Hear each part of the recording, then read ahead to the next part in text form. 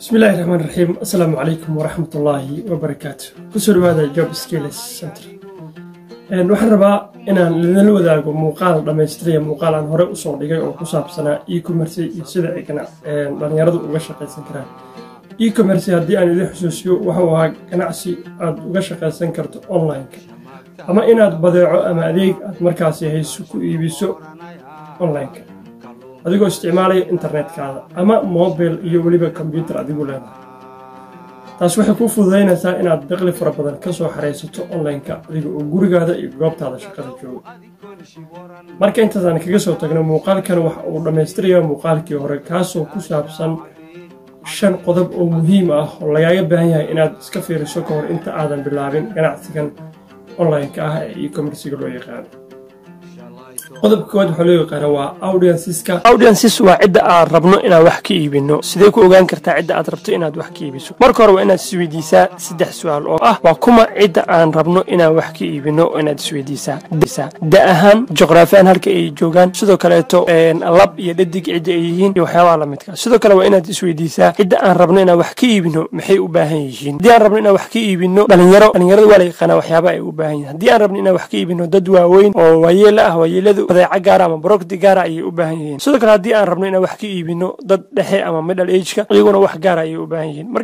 marka hore waa inaad ogaataa audienceskaada ama cidda aad rabto inaad wax ka iibiso. caruur markaa wax ka iibinayso waa inaad taqaanaa waxyaabaha caruurta ay u baahan yihiin.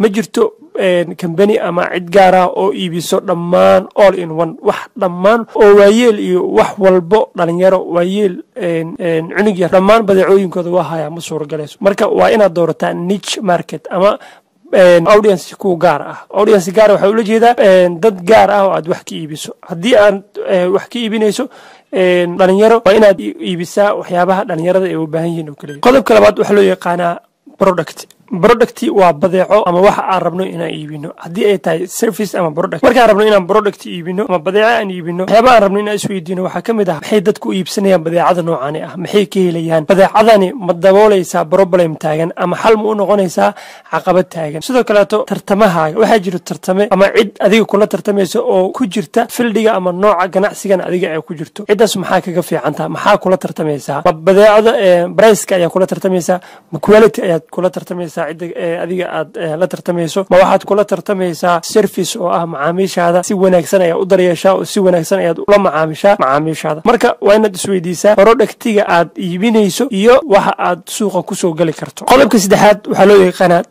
traffic waxaa la yidhaahdaa halka ay ka imaanayaan customerskaada. macaamiisha aad rabto halkay joogaan, xaggay ku sugan yihiin. TikTok waxaa jirta dad gaara oo ku jira TikTok. YouTube iyo Instagram iyo Facebookna dad kale ayaa ku jira. marka dadka aad rabto in aad wax ka iibiso xaggay joogaan. marka waa inaad samaysaa waxa loo yaqaano social media marketing ama digital marketing. digital marketing ayaa isagu waxa uu sii qaybsamay 3 qayb oo kamid ah digital marketing. si aad badeecadaada u suuq geyso waa inaad qaadaa mid kamid ah talaabooyinkan. midda koowaad waxa loo yaqaanaa social media marketing. waa inaad samaysaa suuqgeyn social media ah taasoo aad isticmaali karto Facebook ads ama xayeysiimaha Facebooka oo aan muuqaalo hore ka sameynay. haddii aad danaynayso janalka aad booqan karto waad arki kartaa Facebook adska. sidoo kale waxaad samayn kartaa waxa loo yaqaano email marketing oo ah inaad ururiso emailada macaamiisha soo booqdo page-kaada ama macaamiil fara badan ama dad kala duwan emailadooda inaad soo raadiso kadibna aad u dirto waxa loo yaqaano emailo badeecada cusub aad soo kordhisay iyo waxyaabaha markaasi aad ku soo kordhisay badeecadaada. halkaas ay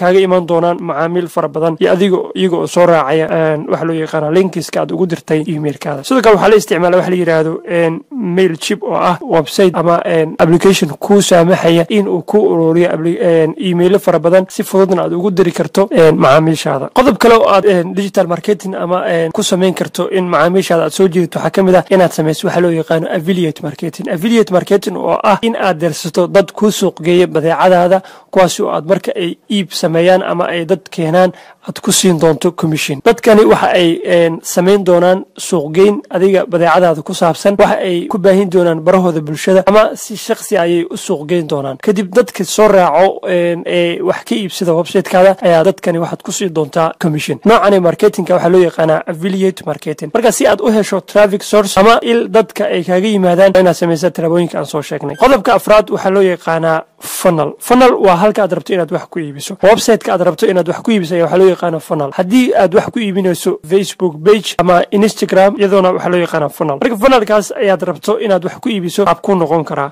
inta badan waxa la isticmaalaa Facebook page iyo website-ka ayaa aad u horumarsan website-ku waxa uu leeyahay qaab lacag bixin productigii oo faahfaahsan ayaad soo gelinaysaa muuqaalo ayaad soo gelinaysaa haddii aad rabto inaad abuurato ganacsi e-commerce ah waxaan ku sameynaynaa haddii aad doonayso website e-commerce ah oo aad ku iibin karto badeeco iyo product ama service aad doonayso inaad iibiso teamka Job Skills ayaa wax ay ku diyaarin doonaan website caalami ah oo aad ku iibgeyn doonto badeeco walba aad rabto inaad ku iibiso waad nala soo xiriiri kartaa si aan kugu sameyno website-kaada waa meelaha ugu muhiimsan ee lagu iibiyo ama marka aad rabto inaad bilowdo ganacsi e-commerce ah aad sameysan karto qodobka ugu dambeeya waxaa loo yaqaanaa customer waxaa la yidhaahdaa waa macaamiisha sida dhabta ah wax kaaga iibsado marka aad soo ogaatay audienceskaada ama cidda aad rabto inaad wax ka iibiso sidoo kale aad soo heshay productiga ama badeecadii aad rabtay inaad iibiso sidoo kaleeta aad samaysay social media marketing ama traffic source aad macaamiishaada ka helaysa aad heshay sidoo kale aad samaysatay website aad wax ku iibiso ama Facebook page aad wax ku iibiso ugu dambeyn waxaad helaysaa wax loo yaqaano